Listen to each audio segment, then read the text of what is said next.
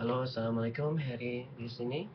Eh, di video kali ini saya ingin menjelaskan mengenai 3 faktor yang harus dimiliki oleh tiap-tiap bisnis yang mau dikatakan sebagai bisnis yang reliable. Jadi 3 faktor ini saya pelajari dari seorang direct selling marketing yang legendaris di Amerika, yang mana ini 3 faktor ini seringkali dilupakan, eh, terutama oleh internet marketer seperti kita. Seperti saya sendiri dulu juga tidak terlalu memperhatikan ini. Tapi setelah saya menguasai konsep 3 faktor ini, maka bisnis saya bisa dikatakan reliable dan tidak bergantung dengan yang namanya Google ataupun yang namanya Facebook. Mau Facebook ngeban, mau Google ngeban, nggak ada masalah. Karena saya memiliki 3 hal ini.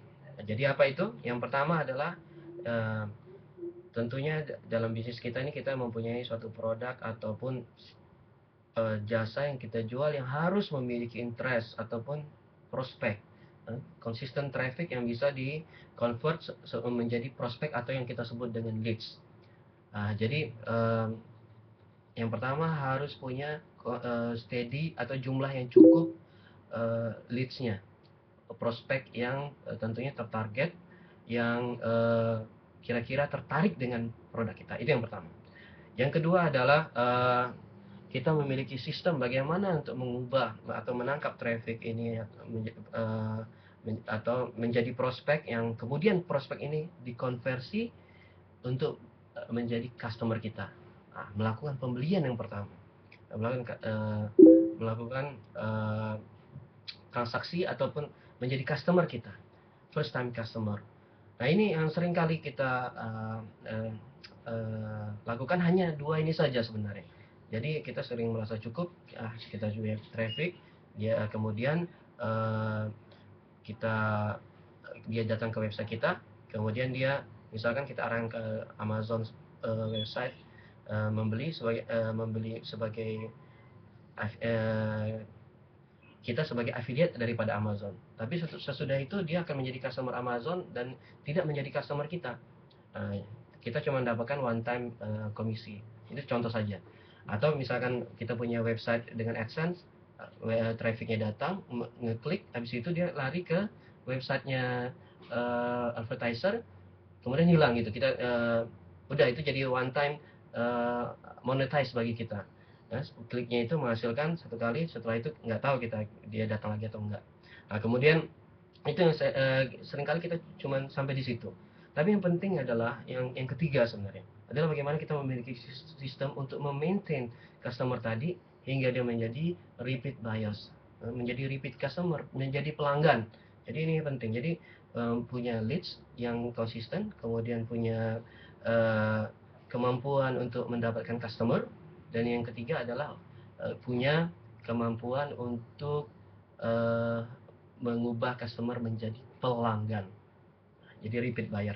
Ini yang sangat-sangat penting. Ya, inilah yang sebenarnya harus kita pikirkan, apakah ini ada pada bisnis kita.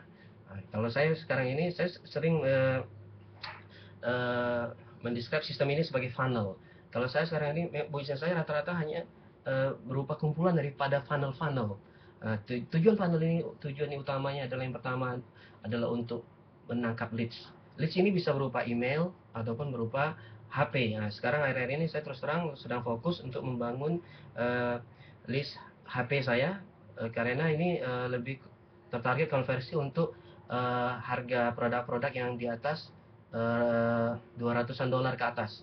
Ya, untuk konversi yang lebih tinggi memang dibutuhkan uh, leads yang lebih berkualitas, dan list HP itu lebih berkualitas daripada list email. Karena kita ketahui email di sini terlalu banyak kompetitornya, ya kan?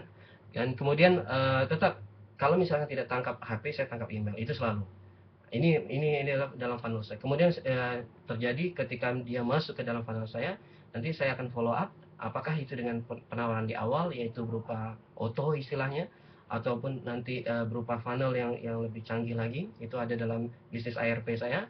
Kemudian nanti itu sebagian sekian persen akan dirubah menjadi customer. Kemudian setelah itu apa? Bagaimana cara bisa memaintain ini karena mereka ada di dalam funnel kita, dalam sistem kita yang mereka bukan traffic yang langsung pergi yang kita tidak bisa kontak lagi. Kita bisa follow up dengan emails atau dengan SMS atau bahkan dengan telepon kalau misalkan kita membangun list HP. Nah, ini adalah 3 hal ya yang mesti kita punyai dan mudah-mudahan teman-teman bisa pahami. Mungkin itu saja yang dapat saya sampaikan. Terima kasih. Assalamualaikum.